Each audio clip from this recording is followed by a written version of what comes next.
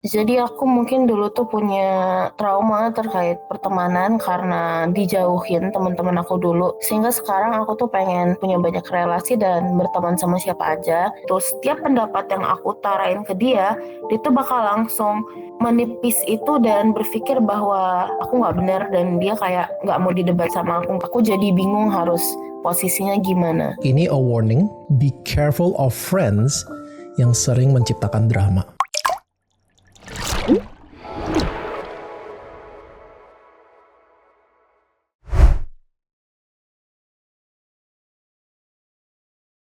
Welcome to Wellspring Conversation, saya Dr. Sandy Oni, where in this podcast, we want to listen to your stories and answer your questions. Pada hari ini, we have a very special guest yang bernama Zara.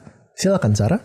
Halo semuanya, perkenalkan diri, aku Zahra dari Jakarta. Jadi hari ini mungkin aku mau cerita sedikit tentang lingkungan pertemanan aku yang menurut aku kurang baik untuk aku karena kondisinya sedikit kurang bagus lah, terlalu blok-blokan. Jadi aku mungkin dulu tuh punya trauma terkait pertemanan karena dijauhin teman-teman aku dulu.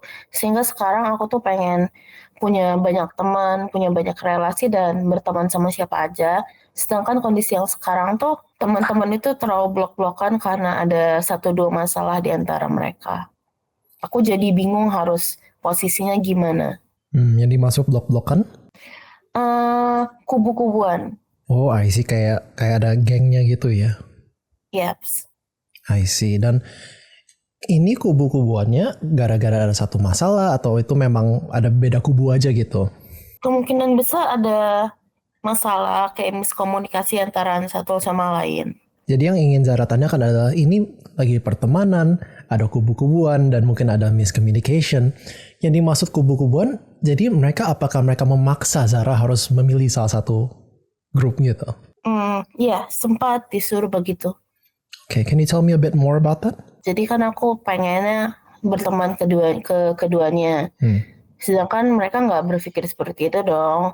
Lo harus milih yang mana. Kayak pada suatu posisi tiba-tiba aku dibilang, lo nggak bisa gitu. Lo harus milih mau yang mana akhirnya. Gue nggak bisa into seseorang kalau misalnya orang itu into ke orang lain juga. I understand. Dan apakah ini kedua kubunya yang bilang kayak gitu atau cuma satu pihak? No, cuma salah satu. Yang satunya itu kayak pura-pura tidak ada apa-apa, tapi sebenarnya ada apa-apa. I can feel it.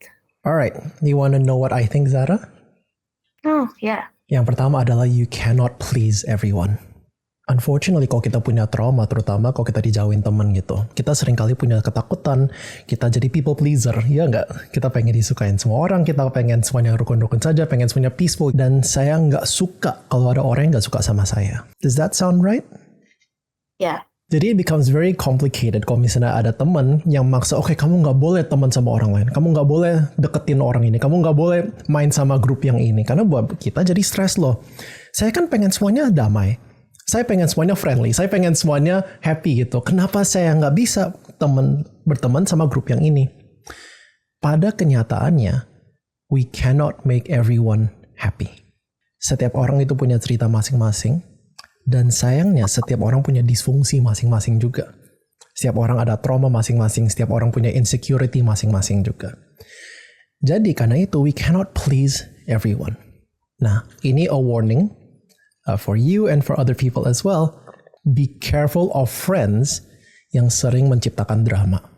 Be careful of a group of people, terutama satu kubu, satu geng, kalau mereka sering menciptakan drama. Karena tipe pertemanan seperti ini harus ada dramanya, harus ada masalahnya, harus ada seseorang yang dimusuhin, nggak pernah damai. Kenapa bagi mereka merasa mungkin tanpa sadari, drama is exciting, drama is good. Dan mereka seringkali menciptakan drama ini because it brings them, mereka merasa it makes them feel closer together.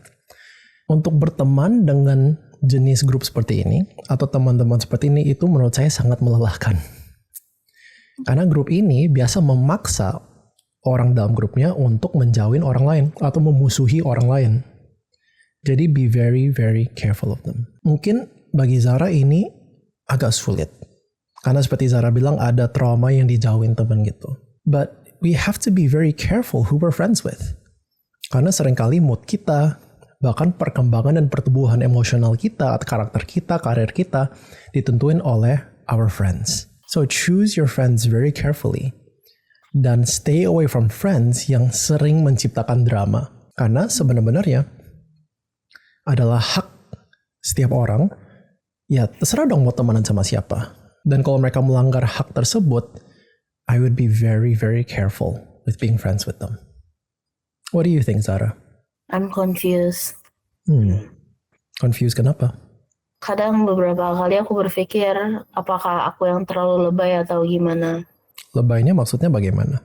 Kadang aku terlalu berpikir kayak apakah aku yang terlalu lebay menyikapi situasi ini sementara mereka biasa saja. Menurut aku mereka terlalu berpura-pura dalam kondisi tersebut, apalagi di kelas kayak semuanya baik-baik saja tapi sebenarnya tidak seperti itu. Mereka saling berbicara di belakang satu sama lain, and I know that. Dan itu buat perasaan aku gak nyaman. I understand.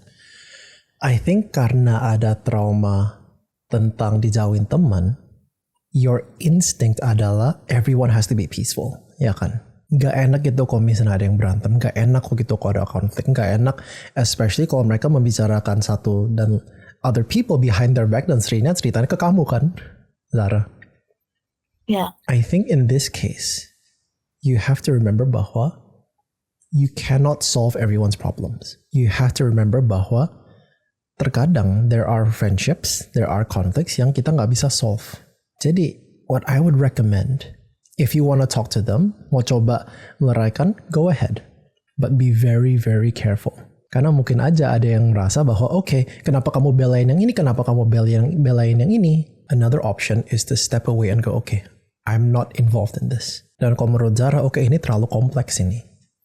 Ini susah banget ini, udah ada banyak gosipnya, udah banyak konfliknya, mendingan I just step back. Sometimes we have to choose our battles. Jadi jika ini yang membebankan Zara kepikiran terus gitu, you're overthinking about this, you need to tell yourself this is not my responsibility. We have to recognize that we cannot solve every issue. Yang kita bisa lakukan, we take care of ourselves and we do our very best. That's all we can do. Jadi sepertinya pada saat ini you need to let it go. Kalau mereka mau berantem, let them fight. Kenapa? Ya, they need to resolve the misunderstanding on their own. You need to do what's right and peaceful for you. Especially kalau ini sebatas pertemanan. Okay. Alright. Do you have any other questions, Zara? Yes. Ada satu temanku yang dalam berteman, dalam di kelas, berpendapat itu kan suatu hal yang wajar ya. Ada salah satu temanku yang kayaknya dia nggak pengen banget didebat sama aku.